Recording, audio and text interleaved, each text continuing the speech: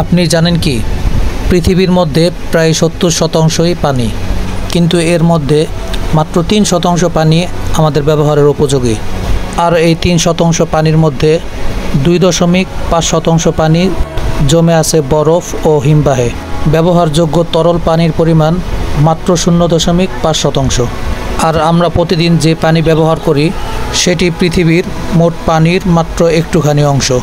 কিন্তু আফ্রিকা ও এশিয়ার বহু মানুষ, বিশেষ করে শিশুদের জন্য এই অল্প পানিটুকুই স্বপ্নের মতো। জলবায়ু পরিবর্তনের কারণে অনেক জায়গায় নদী শুকিয়ে যাচ্ছে আর পানির স্তর নিচে নেমে যাচ্ছে। আর আমরা প্রতিদিন নানানভাবে নানান কারণে পানি অপচয় করেই চলেছি। ভেবে দেখেছেন কখনো, এক ফোঁটা পানি একটা জীবন বাঁচাতে পারে? আসুন সবাই মিলে প্রতিটি ফোঁটা সংরক্ষণ করি। Save water, save life.